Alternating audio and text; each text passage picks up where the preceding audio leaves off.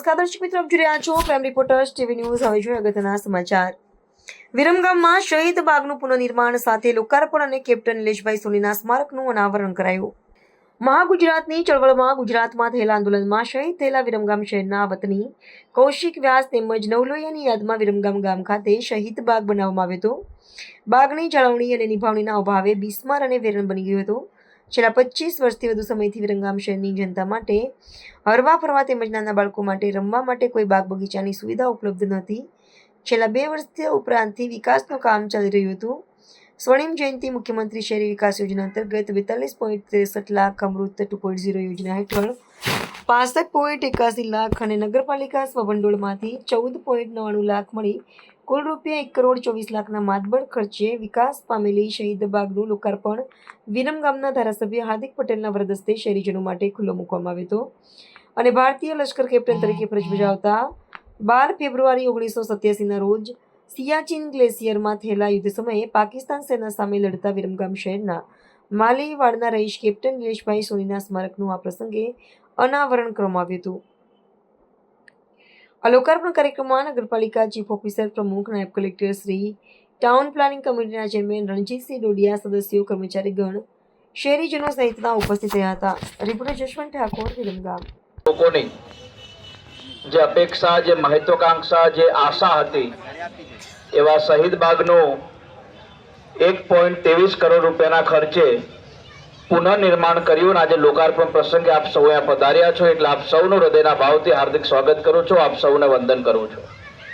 આજના કાર્યક્રમમાં મારી સાથે મંચ ઉપર ઉપસ્થિત આપણા વિસ્તારના માન્ય પ્રાંત અધિકારી વિરેનભાઈ દેસાઈ, આપણા ડિવિઝનના માન્ય ડીવાયએસપી શ્રી તપનસિંહ ડોડિયા, નગરપાલિકાના પ્રમુખ માન્ય કામિનીબેન, ઉપપ્રમુખ માન્ય રઘુભાઈ, કારોબારી ચેરમેન માન્ય ચકાબાપુ, શહેર ભાજપની ટીમ પ્રમુખ, મહામંત્રી શ્રી, મંચસ્થ સૌ કોર્પોરેટર શ્રીઓ, અલગ અલગ સમિતિના સૌ ચેરમેનો, તાલુકા ભાજપની ટીમમાંથી આવેલા સૌ હોદ્દેદારો, મારી સામે અહીંયા બેઠેલા વ્યાપારી ભાઈઓ બહેનો, વડીલો, વિરમગામના વિકાસમાં જ્યાં પણ નાનો મોટો જે કોઈએ સહયોગ આપ્યો છે એવા સૌ વડીલ મિત્રો, આ ગાર્ડનને બનાવવામાં જેને તનતોડ મહેનત કરી છે એવા સૌ કર્મચારી મિત્રો, પત્રકાર મિત્રો, પોલીસ મિત્રો, આપ સૌનો આજના કાર્યક્રમમાં હાર્દિક સ્વાગત કરું છું. અને ઐતિહાસિક ક્ષણના તમે બધા સાક્ષી બન્યા છો એ બદલ તમારું પુનઃ એકવાર હાર્દિક સ્વાગત કરીને આવકારું છું.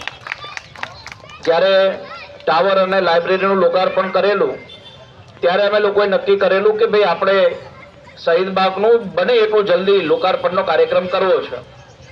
પરંતુ વરસાદનો સમય આ વખતે ખૂબ આપણે બધાને હેરાન પરેશાન વાળું રહ્યો.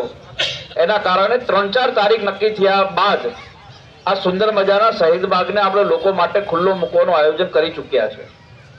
લગભગ નગરપાલિકાની ટીમની મહેનત કે આ ગાર્ડન માત્ર કહેવા પૂરતો ગાર્ડન નહીં, પરંતુ સરકારની આટલી બધી યોજનાના પૈસા આપણે આ ગાર્ડનમાં વાપરતા હોઈએ તો એ પ્રકારનું ગાર્ડન દેખાય, એ પ્રકારનું ગાર્ડન બને એ દિશામાં નગરપાલિકાની ટીમે વિશેષ સહયોગ અને વિશેષ મહેનત આ ગાર્ડનની પાછળ કરેલી છે.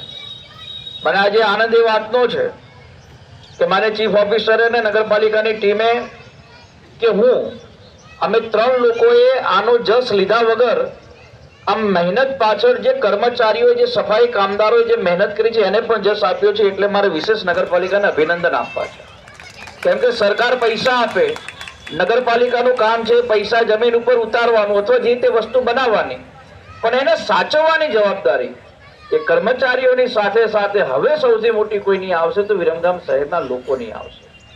આ સુંદર મજાનું ગાર્ડન તો આપણને 1.25 કરોડ રૂપિયાના ખર્ચે માન્ય મુખ્યમંત્રી શ્રીમાન ભૂપેન્દ્રભાઈ પટેલે શહેરી વિકાસ યોજનાની અંદર આપણને આપ્યા, નગરપાલિકાએ આપણને બનાવી આપ્યું.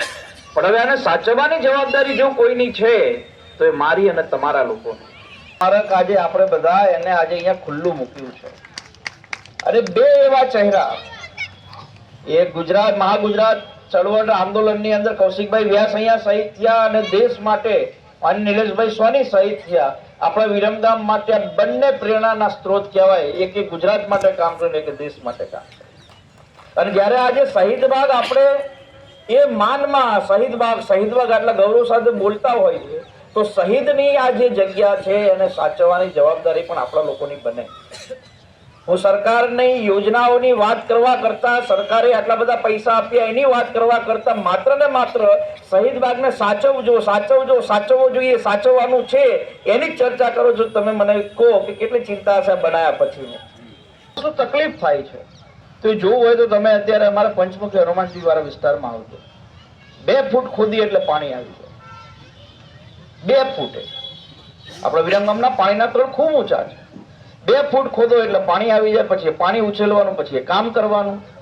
પંચમુખી હનુમાન વિસ્તારમાં જે સ્ટ્રોંગ વોટર ડ્રેનેજનું જે કામ ચાલે છે એ 500 મીટરનું કામ છેલ્લા 6-8 મહિનાથી ચાલે છે. 500 મીટરનું કામ. આ તકલીફ વિરમગામમાં પડે છે અને એના કારણે થઈને ઘણીવાર તમારા મગજની અંદર કે મારા મગજની અંદર એવો સવાલ થતા હોય.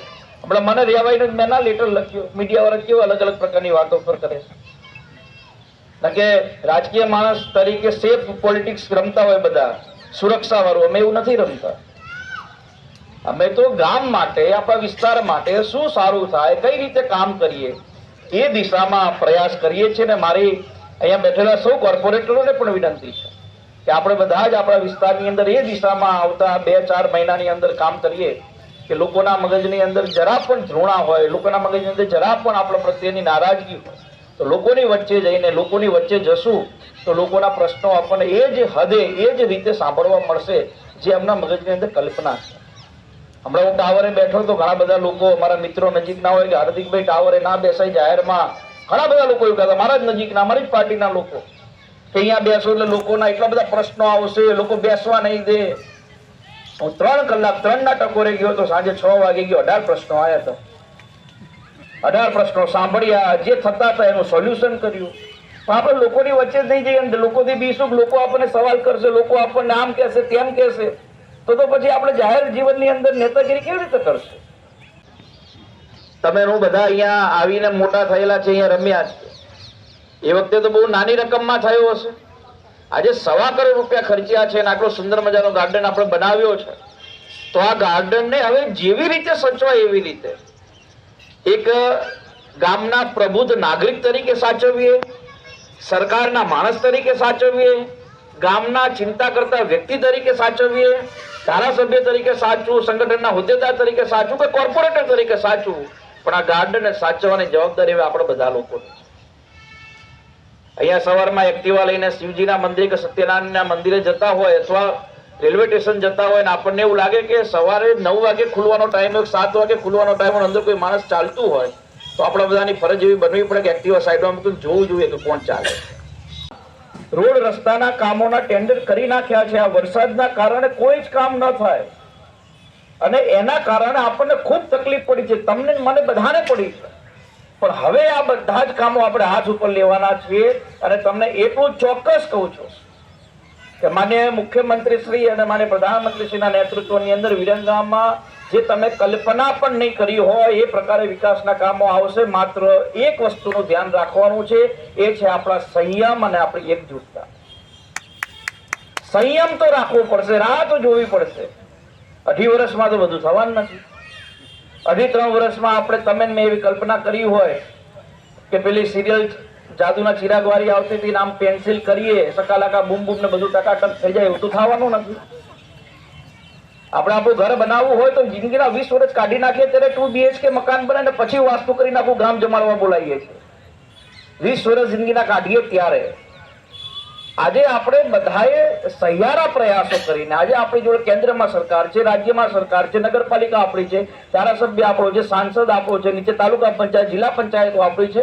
બધું જ સારું થશે. જે 10 વર્ષ આપણે વિરમગામના બગડ્યા છે એ હવે કોઈ પણ રીતે આના કાની અંદરના વિવાદથી ન બગડે એ દિશામાં તમારે ને મારે ધ્યાન આપીને માત્ર ને માત્ર આવતા 5, 7, 10 વર્ષની અંદર, હું એવું નથી કહેતો 2 વર્ષમાં બધું થઈ જશે, પણ સંકલ્પ સાથે, વિઝન સાથે આવનારા 2-5 વર્ષના આયોજન સાથે નીકળશું તો તમે ને મેં જે વિરમગામની કલ્પના કરી હતી એ ચોક્કસ પરિપૂર્ણ થશે.